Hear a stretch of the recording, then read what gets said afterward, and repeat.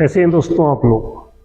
दोस्तों जैसा कि मैंने पिछले वीडियो में आपको कनेक्टिंग रॉड का कोऑर्डिनेट्स कैसे निकालते हैं ये बताया था और आपको समझ में भी आ गया था।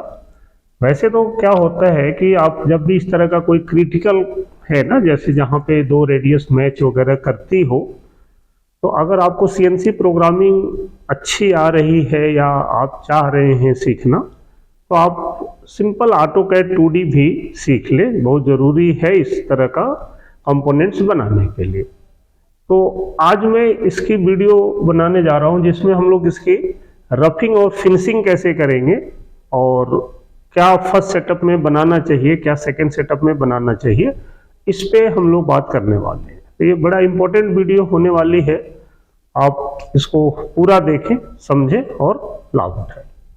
तो चलिए अब ये देखते हैं दोस्तों, अगर ये इस तरह का कनेक्टिंग रॉड है जिसमें एक तरफ का डायामीटर 35 है, रेडियस अगर ये है तो डायामीटर 35 है, और एक तरफ का डायामीटर अगर R25 है तो डाया 50 हो गया, ये 20 है। तो जनरली ये जो कंपोनेंट है अगर मास प्रोडक्शन में बनता है ना, तो ये फोर्जिंग आती है इसकी। मैंने बहुत सारे कनेक्टिंग रॉड्स बनाए भी हैं, तो इनकी फोर्जिंग आती है जिसमें ऑलमोस्ट ये 20 का है, तो इस पे ये 2200 रहता है, इस पे भी 1-2 mm मटेरियल रहता है, इस पे भी रहता है, और लंबाई में भी थोड़ा सा ये प्लस रहता है, 1-2 mm प्लस रहता है। तो अब इस केस में हमें करना क्या पड़ेगा दोस्तों कि ये बनाने के लिए ना आपको इसको 2 सेटअप में बनाना पड़ता है। अब पहले सेटअप में आप क्या बनाएंगे ये समझें कि पहले सेटअप में हम चाहें तो यहाँ पे थोड़ा सा ऐसा प्लेन एक कट लगवा दें लेथ मशीन पे या प्री मशीनिंग कर ले। तो यहाँ पे हल्का सा प्री मशीनिंग करके हम इसको कुछ ऐसा बना ले कि ये थोड़ा सा ऊपर ऐसा प्लेन हो जाए, ऐसा लेथ मशीन पे, और आगे भी ये थोड़ा सा हल्का ऐसा फेस करा देते हैं। ये तो टेपर है, ये टेपर रहता होगा, कोई इससे हमें दिक्कत नहीं है। तो ये जब ऐसा हो जाता है ना, तो हम लोग ये पकड़ के, ठीक है ना, ये वाला फ्लैट पोर्शन पकड़ेंगे और यहां से आप ये पोर्शन बना सकते हैं यहां तक, ठीक है ना, यहां से बना सकते हैं, ये बना के आप इधर तक आ सकते हैं, ठीक है ना। थोड़ा थोड़ा एक बार रफ कट कर लेंगे और एक बार फिनिश। और नहीं तो अगर आप चाह रहे हैं इसको बड़ा डाया पकड़ के ही ये बनाना, तो वो भी तरीका है। उस केस में क्या होगा कि आप ये जो हल्का सा कट हम इधर की बात कर रहे हैं, दोनों ही ऑप्शन है, आपका जैसा अच्छा प्रोसेस जमता हो। दूसरा तरीका ये है कि हम यहाँ पे थोड़ा सा, एक तो ये फोर्जिंग होगी, इस पे थोड़ा थोड़ा एक्स्ट्रा मटेरियल भी होगा, ऐसा है ना, इसमें थोड़ा मटेरियल रहता है। हम क्या करते हैं, यहाँ पे हल्का सा एक हल्का फेस हो जाता है और यहाँ पे हम हल्का सा ऐसा, अगर ये 50 है तो लगभग आप 52 का 52 का डाया बना लीजिए, ठीक है। और यहाँ पे जो मटेरियल होता है थोड़ा फालतू एक्स्ट्रा रहता ही है ये, तो हम क्या करते हैं कि यहाँ पे तो छोटा सा फेस करके एक सेंटर लगा लेते हैं, जिससे कि हम यहाँ पे बाद में यहाँ पे हम टेल स्टॉक का सपोर्ट दे देते हैं, यहाँ पे टेल स्टॉक का सपोर्ट दे देंगे और ये हम लोग चक में क्लेम कर लेते हैं। यहाँ पे आप ये चक में हम क्लेम कर लेंगे ऐसा, ठीक है ना। अब ये चक में क्लेम करने के टाइम ये ध्यान रखना है कि जो इसका मिड पॉइंट है ना, उससे थोड़ा बाहर ही रहे, ताकि हम यहाँ से बनाते हुए इसके हाई पॉइंट तक, जहां पे इसका सेंटर है, वहां तक आप ये बनाते हुए आ सके। तो इससे थोड़ा सा इसको चक को 1-2 mm अंदर रखते हैं। अब बनाएंगे कैसे, तो बनाने के टाइम ये देखना है कि इससे थोड़ा थोड़ा मटेरियल ये हर जगह रहेगा, ऐसा, ये ऐसा रहता है। तो अब ये डायरेक्टली फिनिश तो नहीं कर सकते, तो आपको एक रफिंग करना पड़ेगा। हम लोग N1 में इसको रफ कर देंगे और N2 में हम इसको फिनिश कर देंगे। तो N1 में हम चाहें तो इस तरह के कंपोनेंट्स में DNMG वगैरह ज्यादा अच्छा है। DNMG 0.8 चला देंगे और फिनिशिंग में भी आप यहाँ पे DNMG, और अगर फाउल कहीं करने का डर है तो आप VNMG भी यूज कर सकते हैं। VNMG 0.8। तो चूंकि यहाँ टिल स्टार का सेंटर लगा है, अब इसमें रफिंग में क्या करना है कि रफिंग में जब आप इसको बनाएंगे ना, तो हम चाहें तो जैसा मैंने बताया AutoCAD पे इसको 0.5 का ऑफसेट देके हम कोऑर्डिनेट्स भी ले सकते हैं, और नहीं तो मैनुअली आप जैसे इसको कोऑर्डिनेट्स निकाला था कल, रेडियस 25 मान के, ये 20 मान के, जब इसको पॉइंट आप ऑफसेट करेंगे ना, तो ये जो रेडियस है, अभी जैसे इसको 0.5 ऑफसेट करेंगे ये सारा, तो ये जो रेडियस है, ये जो ऐसा जड़ में है, ये तो रेडियस 20 के जगह पे R 19.5 हो जाएगा, और इसको ऊपर करेंगे तो ये 25.5 हो जाएगा। ऐसे ही जब ये 10 है, इसको ऊपर करेंगे तो ये R 9.5 हो जाएगा, और इसको 17.5 वाली को ऊपर करेंगे तो ये जो रेडियस है ये 18 हो जाएगा, अगर इसको हम 0.5 ऑफसेट देके एक कोऑर्डिनेट्स निकालें तो। दूसरा क्या होगा कि जो ये अब 0.5 ऑफसेट देंगे तो ये दोनों जहां मैच करेंगे ना, 0.5 ऊपर हम ले रहे हैं ऐसा, तो ये जो डाया बनेगा यहां पे, ये थोड़ा प्लस हो जाएगा। अभी जैसे ये है ना, ये तो यहाँ 25 था, अभी यहाँ का जो डाया बनेगा ये वाला, तो ये डाया थोड़ा अलग बन जाएगा। अब ये चूंकि दो रेडियस की मैचिंग में है, तो ये जरूरी नहीं है कि 0.5 1 mm हो, लेकिन यहाँ पे अगर ये 20 है, 0.5 ऑफसेट देंगे तो यहाँ पे ये डाया तो सिंपल स्ट्रेट है तो ये 21 हो जाएगा, लेकिन यहाँ का जो डाया है वो आपको निकाल लेना पड़ेगा। जैसे मैंने बताया कि रेडियस 19.5 25.5 मान के भी आप इसका कोऑर्डिनेट्स मैनुअली भी निकाल सकते हैं और AutoCAD से भी निकाल सकते हैं। तो जब ऊपर इसको थोड़ा सा करेंगे तो यहाँ का जो डाया आएगा, मैं आपको नोट कर देता हूँ, आप निकाल के देख लीजिएगा CAD से भी और मैनुअली भी। तो अब ये वाला जो डाया आएगा रफिंग वाला, यहाँ पे ये डाया आएगा आपका 26.15, और ये जो लेंथ है 29.5 के जगह पे जब ये थोड़ा ऊपर बढ़ेगा ना ये, तो ये लेंथ भी थोड़ी सी प्लस हो जाएगी, तो ये लेंथ आपकी आ जाएगी 29.85। ये दो, एक डाया में चेंज होगा, एक लेंथ में चेंज होगा। ये लेंथ वही रहेगी, यहाँ पे डाया 21 हो जाएगा। ये लेंथ भी ये सेम ही रहेगा, क्योंकि यहाँ बढ़ेगा ना, ये ऐसा ही होगा, तो यहाँ पे लेंथ भी वही रहेगी, कोई फर्क नहीं आएगा। लेकिन ये जो यहाँ पे मिलेगा ना ये, तो ये बड़ा होगा तो ये यहाँ आ जाएगा, ये इससे थोड़ा इधर आएगा, ये है ना। तो एक तो ये डाया चेंज होगा रफिंग का, तो पहले ये जो डाया आपका समझिए कि 33 था, अभी ये कुछ 34 पॉइंट, यहाँ का जो डाया है वो 34 हो जाएगा। 3 ये डाया 34 आएगा अगर आप 0.5 प्लस का ऑफसेट लेके R 25.5 और 19.5 लेके निकालेंगे तो यहाँ का डाया चेंज हो जाएगा, और जो लेंथ है ये हो जाएगी 121.19। ये लेंथ जो है ये हो जाएगी 121.19। तो अब ये हम लोगों ने अपना कोऑर्डिनेट्स तो निकाल लिया, दो ही डायमेंशन चेंज होनी है, एक जेड की ये और एक ये, और एक डाया ये चेंज होगा और एक डाया ये चेंज होगा। तो अब जो हम लोग N1 में रफिंग करेंगे उसको यहाँ पे 0.5 से चलाएंगे, और ये थोड़ा सा ये सेंटर से ऊपर रखेंगे, बाद में इसको लेथ मशीन पे कर सकते हैं कट लगा के, और एमरी वगैरह लगा देते हैं या जैसा भी। तो अब कई जगहों पे यहाँ अगर सेंटर मांगता है तो आपका काम इजी हो जाता है। तो अब इसको कैसे हम लोग बनाएंगे प्रोग्राम, ये देखिए कि जो N1 हमारा होगा ना, यहाँ पे जो भी प्रोग्राम नंबर है वो डाल देंगे और जो भी वो 00, सपोज करिए आज मैंने डाल दिया 21। इसमें जो N1 में हम लोग रफिंग करने वाले हैं,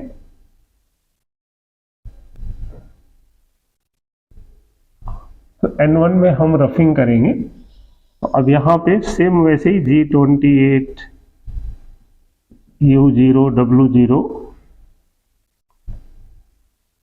एंडा ब्लॉक, कोई भी एक टूल ले लेंगे T0101,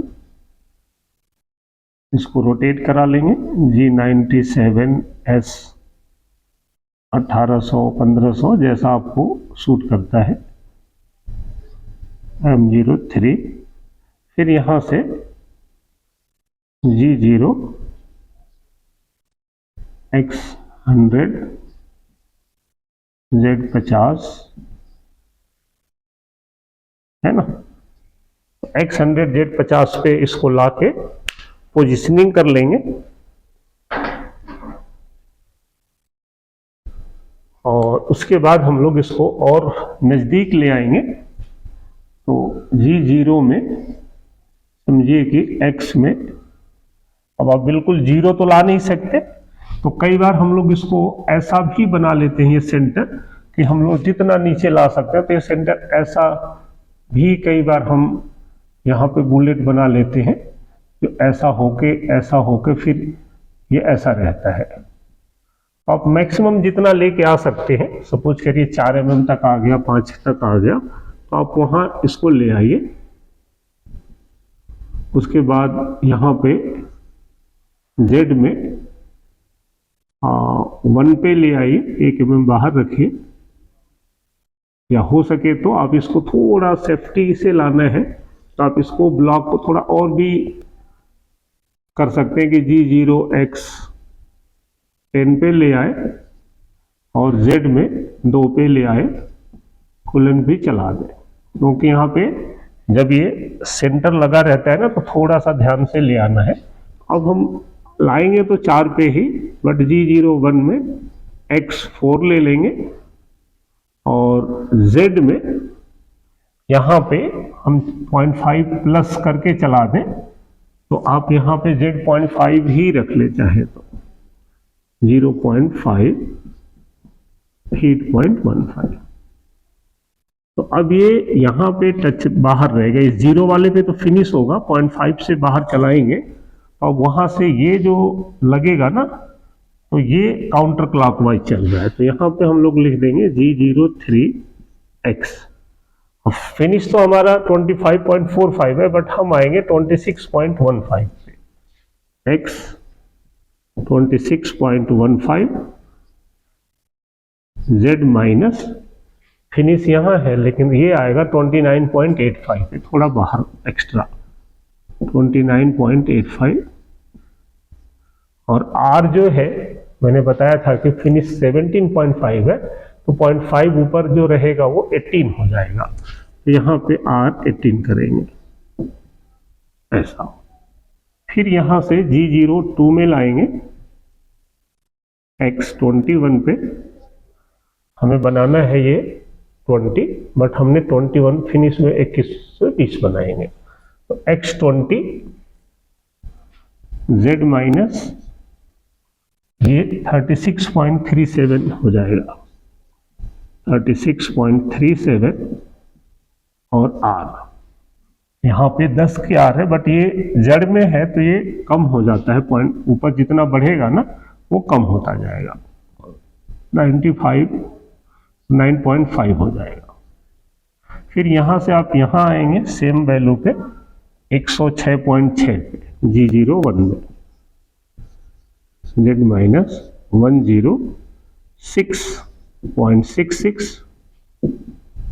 फिर यहाँ से यहाँ आना है G02 में,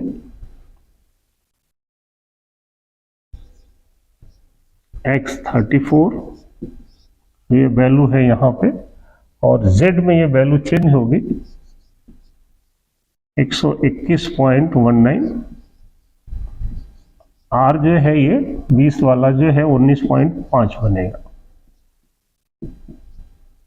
ठीक है, फिर यहां से आपको यहां तक आना है मात्र, G03 लगेगा, G03 x। अब अगर यहाँ का डाया 50 है तो यहाँ का 51 रहेगा, रफिंग में हम थोड़ा ऊपर रखेंगे 51, और जो z माइनस बनेगा वो 140.2 हो जाएगा,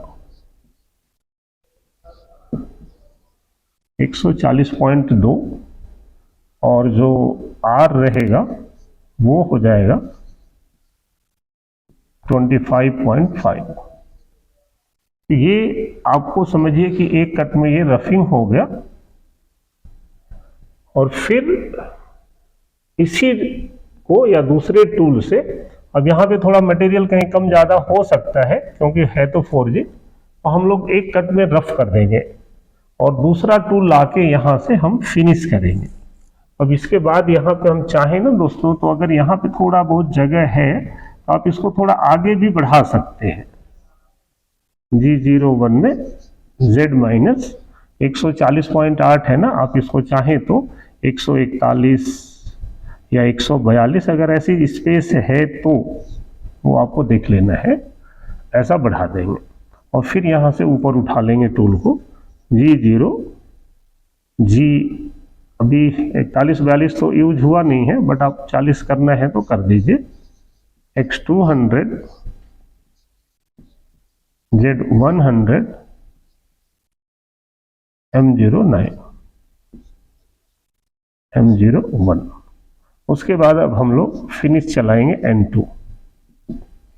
तो अब N2 में हम लोग सीधा फिनिश करेंगे, यहाँ पे लाके ऐसा ऐसा, ठीक है ना। तो अब N2 का प्रोग्राम भी मैं लिख देता हूँ। ये N1 आपको समझ में भी आ गया होगा, आप नोट कर लीजिए, है ना। मैं इसको मिटा दूं, फिर यहीं पे मैं फिनिशिंग का बना देता हूं।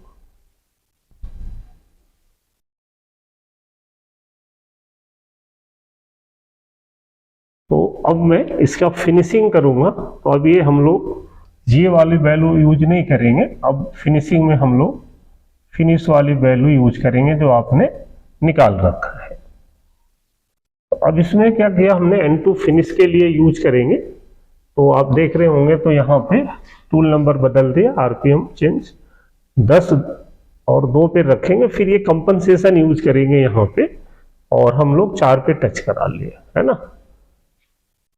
फिर यहाँ से हम लोग कंपनसेशन में ही G01 Z0 पे चले जाएंगे, 5.5 बाहर ही था, अभी 0 पे आ गया फीड 15 से। अब यहाँ से ये G03 में ही चलेगा, लेकिन अब X में आएंगे इस वैल्यू पे।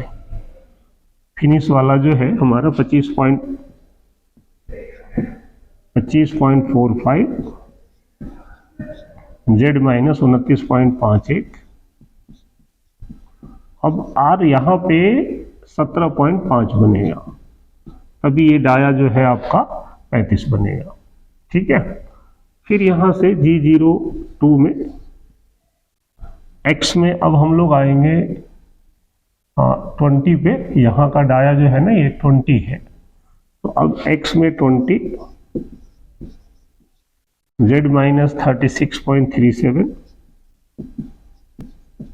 R 10। फिर यहाँ पे आएंगे G01 में, G01 ठीक है ना, Z माइनस 106.66 एंड अब ब्लॉक। फिर यहाँ से अब G02 X में आएंगे 33.33, Z माइनस में आएंगे 121.57 और R जो रहेगा अब 20 रहेगा, उसमें 19.5 था, अभी इसमें 20 रहेगा। फिर यहाँ से अब ऊपर जाएंगे G03 x, अभी यहाँ का डायामीटर 50 है, हम लोग उसको x 50 लिख देंगे, z माइनस यही वैल्यू रहेगी 140.2 R 25। तो वो फिनिशिंग यहाँ तक किया, थोड़ा सा आगे जैसा मैंने रफिंग में बताया था, अगर स्पेस है तो बढ़ा देंगे तो अच्छा है, 141 कर दें, 141.5 कर दें, 42 कर दें, थोड़ा सा आगे रहेगा तो सेकेंड सेटअप के लिए अच्छा है। फिर यहाँ से अब ऊपर उठा लेंगे G0, G40, X200, Z100, M09, M01, M30। ये समझिए कि आपका फर्स्ट सेटअप बन गया, N1 में रफ हो गया और N2 में फिनिश हो गया। अब जब सेकेंड सेटअप बनाएंगे ना दोस्तों, तो उस टाइम समझिए केवल आपको यही बनाना है। तो अब इसके लिए इसकी क्लैंपिंग जो है, कई बार अब ये डाया बन गया तो कोई स्पेशल टाइप का हम लोग जा बना के, हम चाहते तो ये 35 है, ये 20 है, तो डिफरेंस बहुत है, तो ये ऐसा कुछ होता है कि जा में ऊपर कुछ ऐसा कट बना लें और ये बॉल उसके अंदर से ऐसा चला जाए और अंदर बटिंग करके ये क्लेम कर लें। स्पेशल टाइप का जा बना सकते हैं, तो ये क्लेम करेंगे तो उस केस में आप इसको कर सकते हैं, ठीक है ना। और नहीं तो ये डाया भी क्लैंप होता है, ये क्लैंप होगा, जैसे इधर सेंटर लगाया था वैसे यहाँ सेंटर लगाएंगे और केवल ये एक रफ कट ले लेंगे और दूसरा फिनिश कट ले लेंगे। मैंने इसको ऐसे ही बनाया था, कईयों में एक आध साइड में यहाँ पे ग्रूव वगैरह होता है तो मैचिंग लाइन वगैरह भी बिल्कुल एडजस्ट हो जाती है। उम्मीद है आपको ये समझ में आ गया होगा और अच्छे से समझ में आ गया होगा, ठीक है। फिर इसमें जो आगे के कुछ पार्ट्स है, यहाँ पे ड्रिल वगैरह है, कुछ ऊपर मिलिंग है, तो वो मैं आपको ड्राइंग्स भी एक बार समझाऊंगा अगली वीडियो में। फिर मिलते हैं हम लोग नेक्स्ट वीडियो में। धन्यवाद।